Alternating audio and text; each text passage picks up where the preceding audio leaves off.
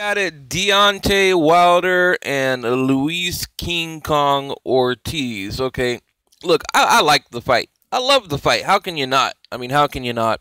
I know Deontay Wilder. He's been heavily criticized for his record, basically. And I've talked about it on the channel. I think he has something like 32 or 33 or maybe 32 knockouts, like in round four or in round one, two, three, or four. Four or sooner, right? Which is incredible, okay? Incredible. You got a heavyweight knocking guys out inside of 4 rounds 32 damn times, leading up to, his recent heavyweight career over the past, like, 3 or 4 years. So that's my criticism over Deontay Wilder, literally fighting cab drivers. But now, I will say, I think he has stepped it up. He tried to go over there and fight Povetkin in his backyard. That fell through. You can debate with the testing. I know there was a lot of this sample and the A and the B, and it was this date and that date and blah. But truth is, Povetkin was dirty. He's dirty. That's it. That's all there is to it. You can twist it. You can spin it however you want. But at the end of the day, that's the truth. Okay? And that's why the fight didn't happen.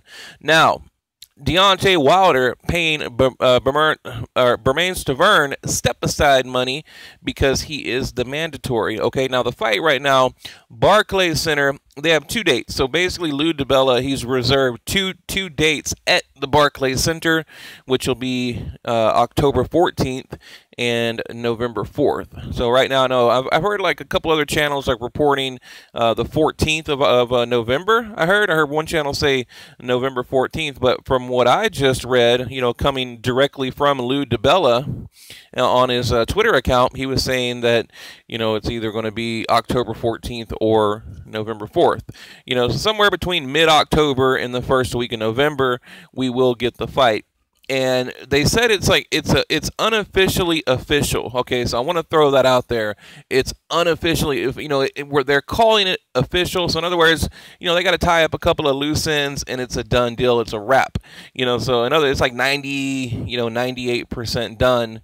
I don't, and really, I don't like to report on it unless it's like 100%. But I'm pretty confident it's going to happen. I'm pretty sure. Otherwise, I wouldn't make a video. But. Like I said, it's a great fight.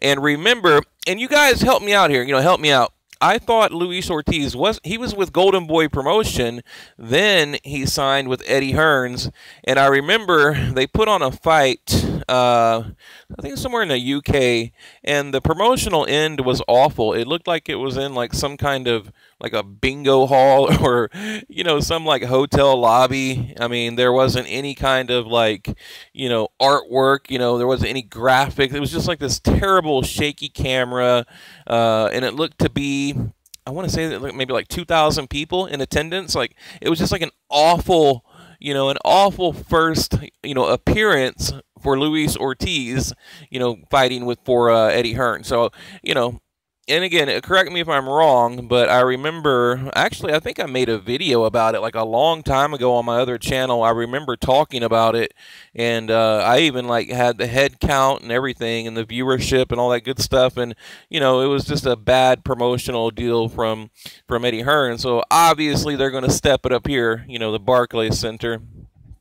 But yeah, look, you guys know, I think Luis Ortiz, he's one of the biggest threats in the heavyweight division. I've always felt that way. Great amateur career. I mean, the guy moves like a middleweight. That's what I like about him. He's a heavyweight. He's got the power.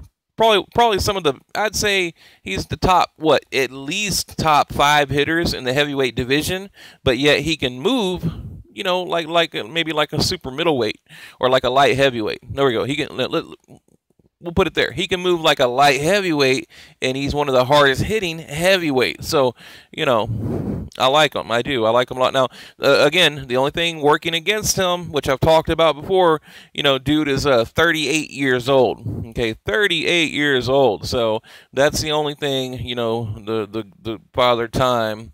And of course, Deontay Wilder, 31 years old. He's getting up there too. But yeah. Oh, by the way, let me. I like to add some shit in here real quick. Where is it? Oh no, I got a picture of it. Or maybe I don't have a picture of it. But look, Jermaine Taylor, okay, arrested again. Apparently, he got arrested for biting a woman in the arm and then biting her face. I mean, what the fuck is wrong with this dude? Like, he's been arrested now like 2 or 3 times. He had like 9 felonies for like shooting his cousin, and then he's doing like, I don't know, like a 6 or 7 years, like a suspended sentence for shooting his cousin. And now dude went and like bit somebody in the face. Like, what the fuck is wrong with this guy? But you know, I just want to throw that in there real quick. It kind of popped up when I was doing my research today. You know, it kind of popped up in my news feed. I was like, all right, what the hell is this? And then I got a Pacquiao update for you real quick too. But yeah, getting back to the fight, Anthony Joshua holding 2 belts. You know, of course, Deontay Wilder holding the WBC. You know, so we'll see. We'll see what happens. We'll see what happens. Now, I'll do a prediction video, but I mean, you know, look, I give credit to Deontay Wilder. You know, I know everyone, you know, bum squad and they hate on him and this, that, but I think he's finally at a point in his career where he realizes now, you know, he's at the top of the game. He's got to step up, you know, he's got to step it up. And I think he's tried to do that. You know, he break his wrist or his hand? I can't remember. I put a video on YouTube. I think it was his right hand. And, you know, came back, looked pretty good. But, you know, I don't know. I don't like when boxers, like, have a major injury like that to their hand because I think they're never the same. You know, I've hurt my hands really bad before. Like, my left hand, you know, it's like half of what it was, you know, especially my jab, you know, because I've messed up my left hand so bad. So I don't like when boxers have those kind of injuries, but we'll see. We'll see. You know, I mean, to me right now, I'll tell you, I think it's a close fight. I don't know. I mean, I don't know. I probably would favor Deontay Wilder, but just because he's quicker, I think he would be just kind of, you know, the fleeting boxer, you know, almost get a little bit of that Cuban style going where, you know, dancing around and, you know, in and out, pop, pop kind of thing. But Luis Ortiz with that power. I mean, of course, heavyweight division, they all got power. They all got power, but, you know, he's got that fucking King Kong power. You know, I really, really like Luis Ortiz. Got a great backstory, you know, with his family and his daughter and whatnot. So, and of course, like, you know, just knocked out Brian Jennings. Where's that? I got a picture right here. Yeah, knocked out Brian Jennings. So, you know, hopefully Eddie Hearns will treat him right, will do him right. And yeah, see, there's Bernard Hopkins and the whole Golden Boy crew. So yeah, he was with Golden Boy Promotion before jumping over and signing with Eddie Hearns. So, but anyway, guys, yeah, I'm gonna leave it at that. But real quick, I'm gonna do a video. Pacquiao right here. The WBO's handling of Pacquiao Horn decision is cause for concern. Remember, the WBO investigated, you know, the whole Pacquiao thing, and they had independent judges come in and score the fight, and they said, oh, you know, there's nothing to see here. You know, 117, 111 looks good to me. You know, it's a wrap.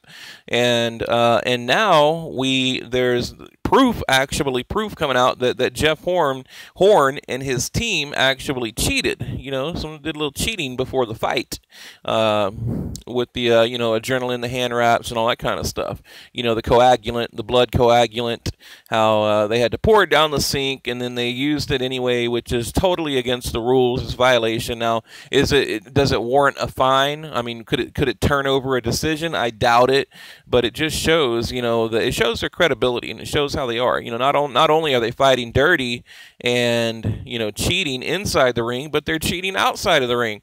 You know, Freddie Roach went in there and raised pure hell about the hand wraps because they were trying to use, you know, basically illegal hand wraps. I mean, not like a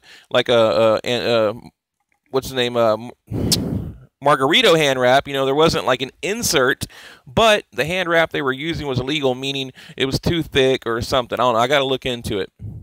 But it was against the rules, and Freddie Roach knew it, and he made them change the hand wraps, okay? And now you have the Australian officials and boxing community really attacking Freddie Roach and Justin Fortune, you know, saying like, look, you know, we thought they were like the most like professional boxing crew on the planet, but they came over here and they were unorganized, they were rude, they were hateful, they were sarcastic, you know, they were, you know, disrespecting Jeff Horn, you know, saying the only way Manny loses if he trips before he enters the ring, you know, stuff like that. And so, now you have, the Australians really attacking, Team Pacquiao. So we'll see. We'll see. It's a fucking train wreck right now. But I'll get into this right here, the WBO, because I didn't think they handled it very well either. And it seemed like they had a very biased way of doing things when they did their rescoring of the fight. So I'm going to leave it at that, guys. Leave your comment below, and I'll be back with a couple more today.